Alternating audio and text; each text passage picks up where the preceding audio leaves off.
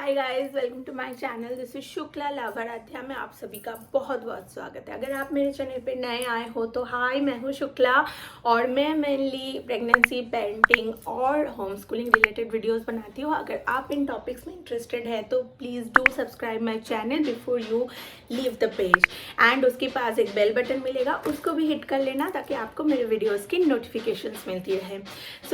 अभी आज के वीडियो में हम बात करेंगे कि कैसे आप एक न्यू बॉर्न को लेके ट्रैवल कर सकते हैं या न्यू बॉर्न को लेके ट्रैवल करने की ज़रूरत उन्हीं पेरेंट्स को पड़ती है जो घर से दूर रहते हैं, जिनका जो डिलीवरी है वो घर से दूर हुआ है, तभी ज़रूरत पड़ती है, या तो फिर कोई और रीजंस की वजह से। लेकिन मेनली इसी वजह से होता है कि हम लोग बाहर रहते हैं, इन माई केस ऑल्सो, क्योंकि हम बाहर रहते हैं। फिर जब बच्चा हो जाता है, it will difficult for us to take care of our child single handed. So कुछ दिनों के लिए हम घर जाना ही प्रेफर करते हैं। सो ऑन दैट केस हम कैसे ट्रैवल करते हैं, मैंने कैसे डुग्गू को लेके ट्रैवल किया था। Yes, I travel with Duggu when she is 1.5 months या तो तभी हम लोग गए थे।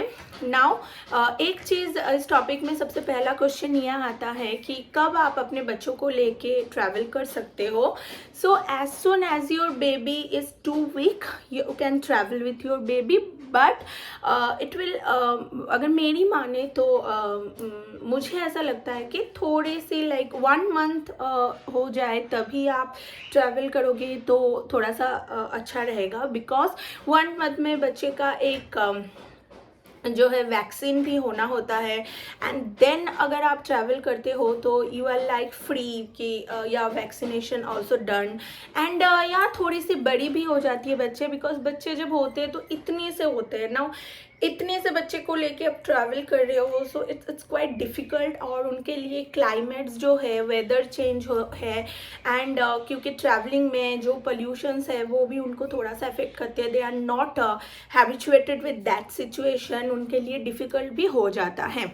नाउ ये चीज़ को ध्यान में रख के you can travel. If it is an emergency then you have to travel, and if it's not then give your child a quiet time, then you travel. Now मैं आपके साथ शेयर करूँगी कुछ 5 टिप्स कि कैसे आप ट्रैवल कर सकते हैं। अगर ये 5 चीज़ आप ध्यान में रखेंगे तो it will help you for sure, because मैंने भी ये ध्यान में रखा है। मैंने मेरे एक्सपीरियंस ही आपके साथ शेयर करती हूँ, जैसे आपको पता ही है। सो फॉर माई एक्सपीरियंस मैं आपके साथ शेयर कर रही हूँ कि कैसे आप ट्रैवल कर सकते हो। Now firstly choose the time of travelling. या अगर आप घर जा रहे हो सपोज़, या कहीं पे भी जा रहे हो, तो अगर आपका जो डिस्टेंस है वो बहुत कम है, then choose the time when your baby is sleeping, your baby's nap time और बेबी स्लीप टाइम। सो आपको ना डिफ़िकल्टीज बहुत कम होंगे। अगर आप अपने हर बच्चे का, चाहे वो छोटा हो या बड़ा हो, हर बच्चे का एक प्रॉपर स्लीप टाइम होता है और एक एक्टिव टाइम होता है, एक पिक टाइम बच्चे का होता है, जो जिस टाइम पे आपको पता है कि baby is going to rock या सो उस टाइम पे अगर आप अपने बच्चे को लेके ट्रैवल कर रहे हो, सपोज आप ट्रेन से ट्रैवल कर रहे हो और आपका बच्चे का that time is the peak time, so she is getting so much cranky, you cannot handle her at all, because उस टाइम पे उसको पता है कि इस टाइम पे I am going to do this और I am going to do that. They are very intelligent. So आप उस टाइम पे उसको लेके अगर ट्रैवल करोगे so she will getting very cranky. Better to choose the time जब उसका स्लीपिंग टाइम है या नैप टाइम है, या दिन में जो टाइम बच्चा आपका थोड़ा सा लो रहता है, देन क्या होगा, जो ट्रैवल का जो वो है ना उसमें ही वो सो जाएगा। So she can't feel like travelling. Okay, now एक और चीज़ आपको ये ध्यान में रखना है तो ट्रैवल के लिए कि आप अगर आपके बच्चे का मान लीजिए जिस दिन वैक्सीनेशन है उसी दिन आपका ट्रैवलिंग का डेट है, तो वो अवॉइड कीजिए, क्योंकि बहुत बच्चे को वैक्सीनेशन के बाद फीवर्स आते हैं या कुछ उनको पेन होता है, तो आप उस टाइम पे उसके साथ ट्रैवल ना कीजिए। उन बच्चे का जो हेल्थ है वो भी प्रॉपर एकदम फिट है, तभी आप ट्रैवल कीजिए। इट्स नॉट लाइक कि उसको कोल्ड है, कफ है, कुछ भी है एंड आप उसको लेकर ट्रैवल कर रहे हो। सो अब अगर आपके हाथ में है तो प्लीज़ अवॉइड दिस सिचुएशंस और avoid this time of travelling. Now travelling के लिए according to me the best time is the not summer, not proper winter, and the monsoon is the worst time to travel with a baby. You can travel in autumns and you can travel in summers also, but avoid monsoons to travel, क्योंकि फिर ना babies को लेके फिर luggage लेके फिर एक छतरी पकड़ के it's quite difficult and it's getting worst to travel with your newborn in monsoons. So avoid this season. Now my second tip is wear your baby. Taking your baby like this, it's quite difficult for mothers or for fathers to carry your baby like this for all the time of traveling, क्योंकि फिर आपका हाथ दर्द करने लगेगा. If you are a new mom, then your back will be paining. So बहुत difficult हो जाता है that time पे. लेकिन सेम चीज़ अगर आप बच्चे को wear कर लेंगे, your baby is also feel comfortable because she is close to you and hugs you, and you can also feel comfortable because आपके हाथ जो है वो खाली रहते हैं.